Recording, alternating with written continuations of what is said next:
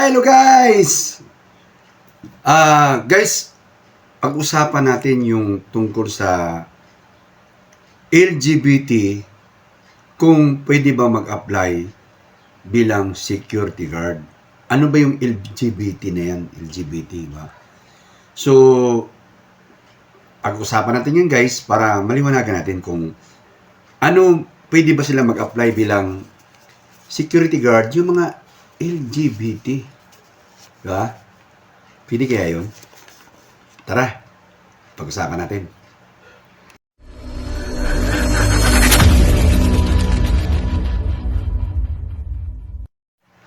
Alright guys, welcome sa Riddles TV.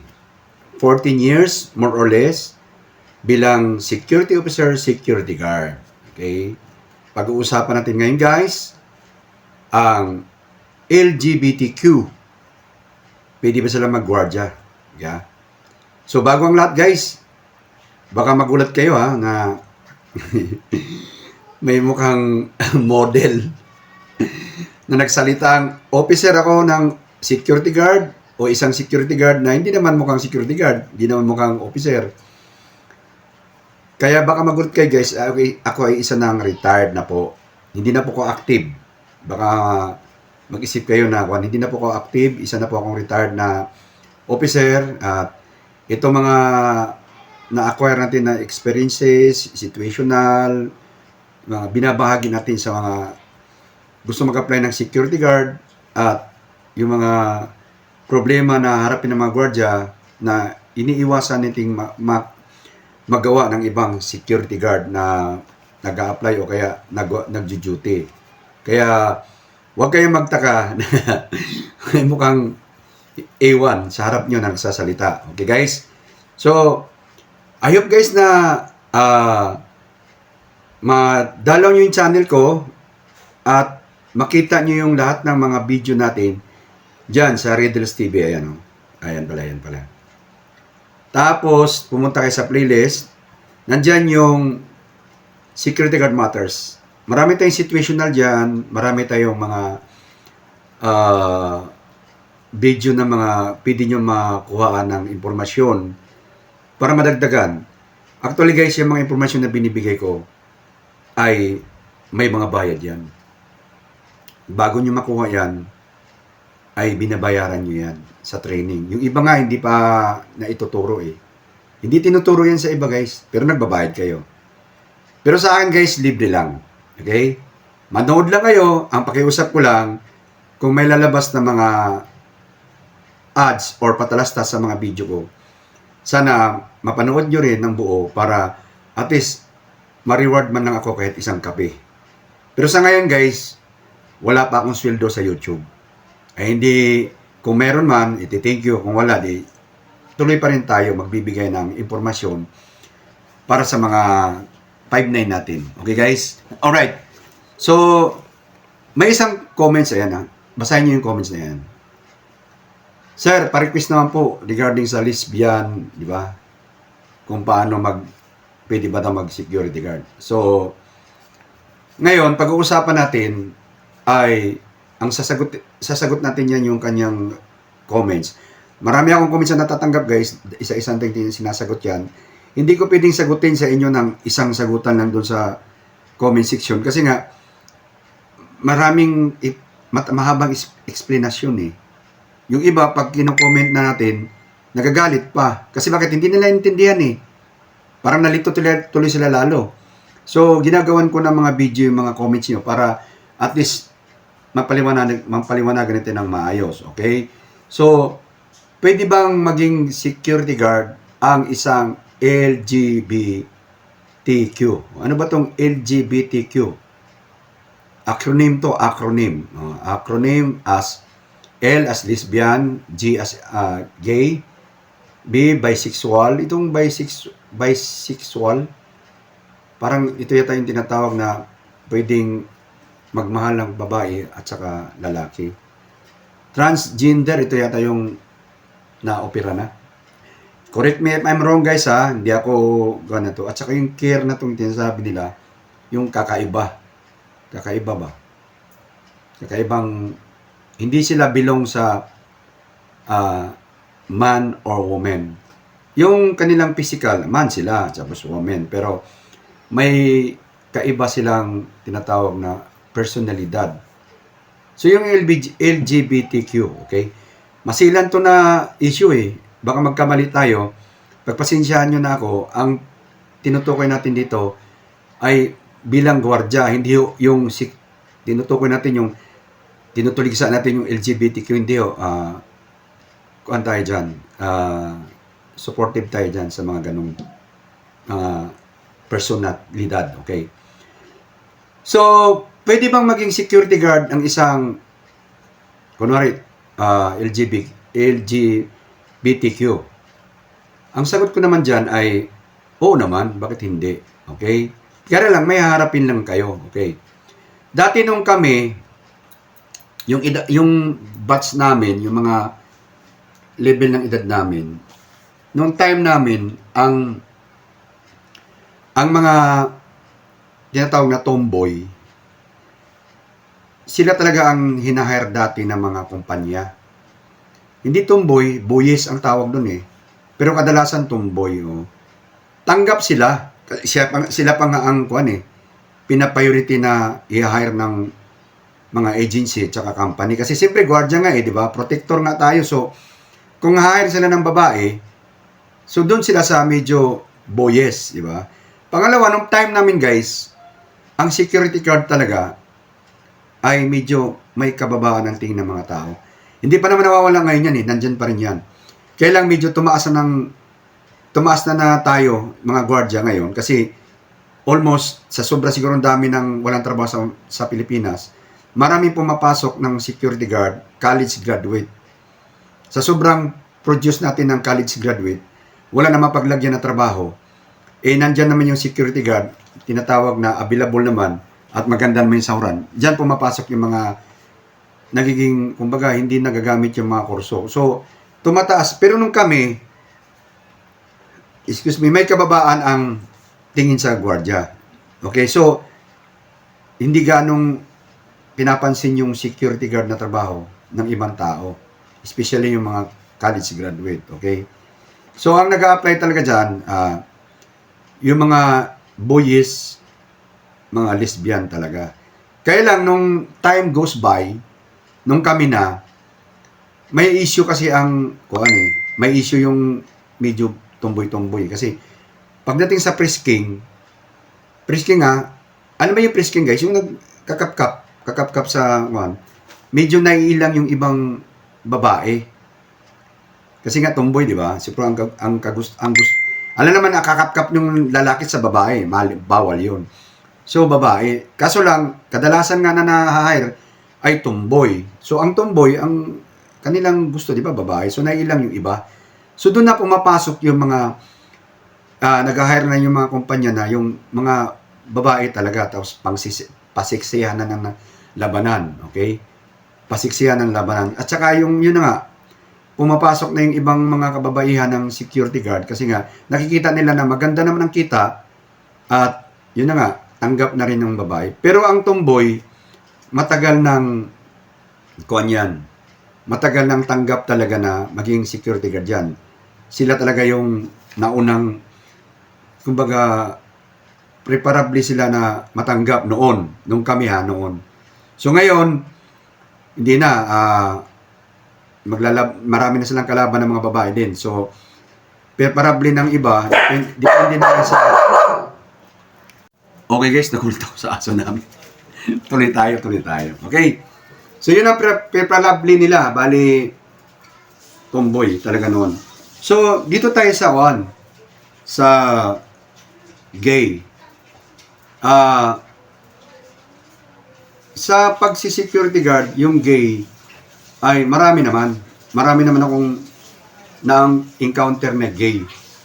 Kaso lang, ang gay na yun ay paminta. Ano yung paminta? Salitang kanto yun eh. Salitang mga, paminta means pamin. Pamin ba? Pamin. Pamin ba? Pamin.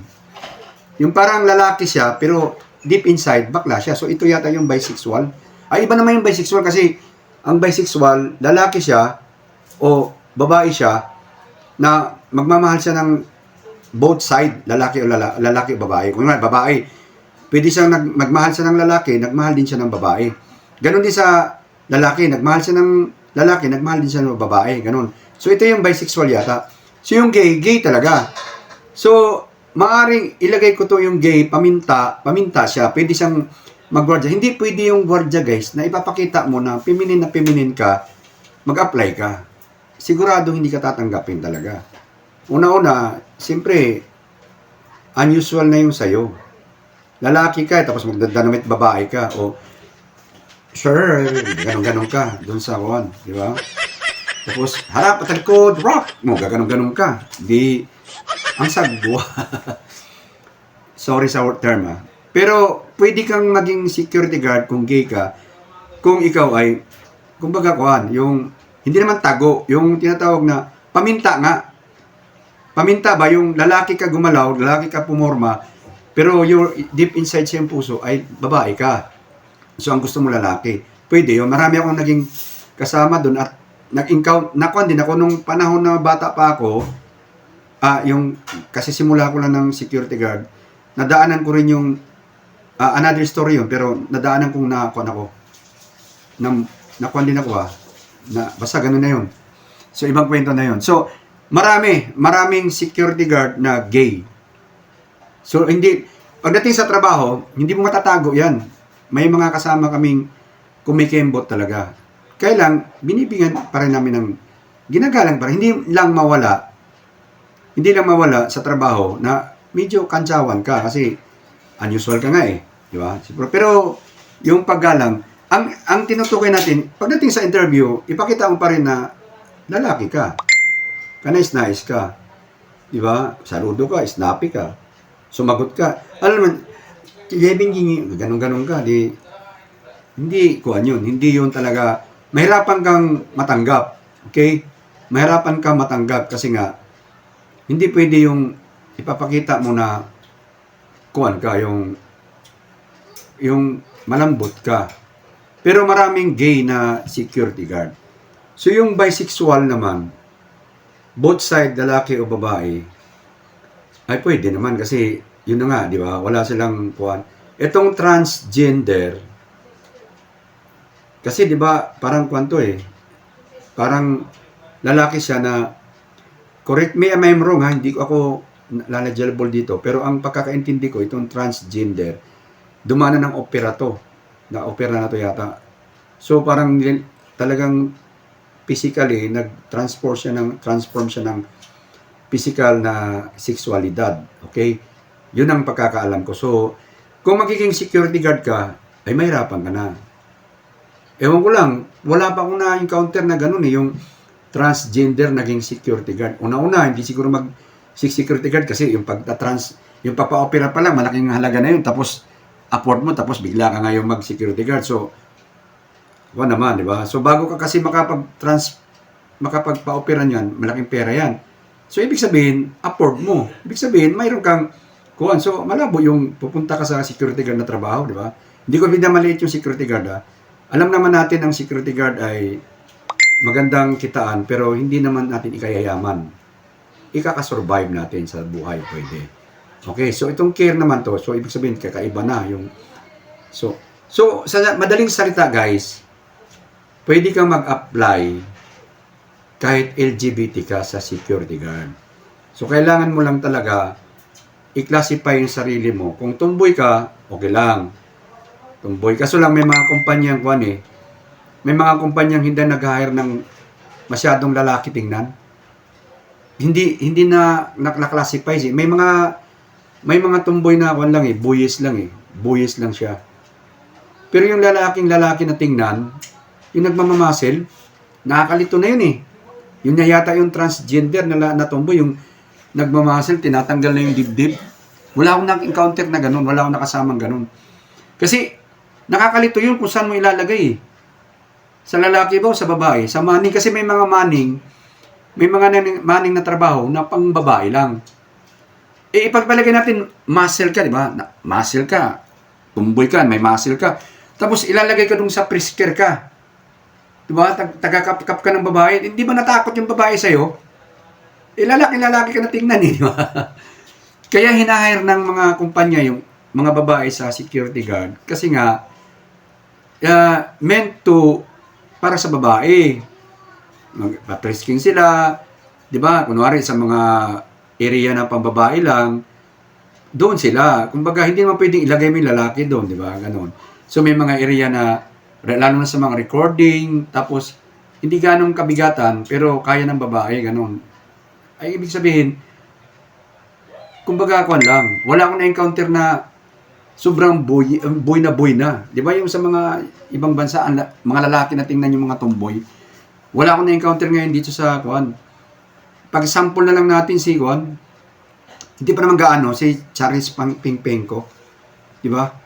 Parang, ewan ko, parang na-transform. Yan na yata yung tinatawag sa tomboy na transgender nila eh. So, dito naman tayo sa gay, hindi rin pwede na kuan na sobrang babae ka na. Di ba? Saan kita ilalagay? Di ba? Ano to? Babae pa? Lalaki? Babae ka na dahil nag-opera ka na. So, ganun lang guys. Kung ikaw ay, ito nag-comment siya ata ay isa yatang tomboy to. O, ano pa, paano pagkatawag ba? Lesbian o tomboy? Lesbian, English yan eh. Tomboy, Tagalog. So, huwag kayong ma-offend ha. Kasi baka inisip nyo, napaka-vulgar naman yung tomboy. Diba? Pero yun talaga eh, tomboy eh. So, kung ito siguro nag-comment, isang tomboy, huwag kang mag-alala, tanggap naman yun, tanggap ka. Nasa sayo lang kung, kuhan ka, kumbaga, desidido kang mag-security guard, ay, yun na nga, natatanggap naman yan. Sa mga gay naman, marami din akong kasamang naging mga gay. Huwag lang kayo magkalat sa trabaho kasi siyempre ang daming lalaki sa security guard. Dami ng pogi eh. Baka paglalandiin mo yung mga yon, eh hindi pwede kasi makukuha sa kumpanya. Magkalat ka sa labas. Pag duty ka, labas mo pa rin yung pakalalaki mo. Kuhan ka pa rin. Hindi pwedeng lalambot-lambot ka sa duty, hindi pwede yun. Tatanggalin ka, maiinis siya yung mga in-house officer natin. Sa labas, di bahala ka na sa buhay mo. Huwag ka lang magpakita doon sa mga in-house din. O kaya mga officer. Ako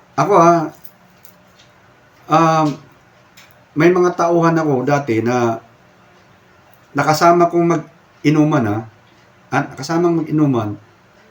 Officer ako nila eh. Pagdating sa labas, nandun na tayo, tinatawag na, we are the same level na. Wala na tayo sa trabaho. Kaya lang, kumbaga, dapat i-maintain mo pa rin yung relation nyo as a, di ba? I-maintain nyo pa rin yun. Kung ibig sabihin, kung ikaw gay ka, kung sa labas, kung gusto mong magladlad, wag na sa mga kasama mong makikita. Kasi, mawawala na yung tinatawag na, di ba, yung galang sa'yo. Kasi sobrang landi mo na sa labas eh, napapakita ka pa eh. Doon ka sa lugar na kayo lang nagkakaintindihan. Pagdating sa trabaho, i-maintain mo yung tinatawag na sarili mo. Yung sarili mo, i-maintain mo na ito ay trabaho. Dito tayo kumita, dito tayo kumikita. I-maintain mo lang yung gusto mong maka-earn ng galang, dignity, di ba? Pati sa trabaho mo rin. Kasi, sige rin, kunwari, yung mga empleyado doon, na alam nilang ang landi mo sa labas, di ba? Pag nandiyan ka na, magsisita ka, wala, tatawanan ka lang. Kasi bakit? Nagpakita ka ng kuhan. Pero hindi ibig sabihin na gay ka or lesbian, ay hindi ka na pwede sa gwardiya. Alam ko, pakakakuhan ko, tanggap yan. Nasa iyo lang mag-maintain ka kung how to project yourself. Okay? So guys, I hope na maliwanag tayo doon at I hope na nagbigay tayo ng maayos na impormasyon. Sa nag-comment siguro nagkakaroon ka ng tinatawag na doubt.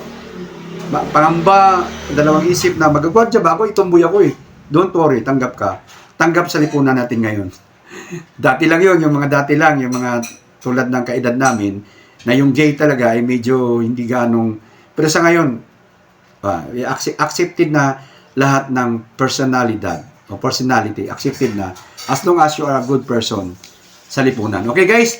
So I hope na mabigyan nyo ng like guys kung nagustuhan nyo po yung topic natin. Sa mga bago pang dalaw, baka pwede nyo pong pindutin nyo po yung makapindot ng subscribe button dyan. Tapos yung notification para ikaw ay updated. Marami pa tayong pag-uusapan, mga halagang bagay. Okay guys, so hanggang dito na lang tayo guys. Sa susunod na video guys, kita-kita tayo guys. Bye-bye!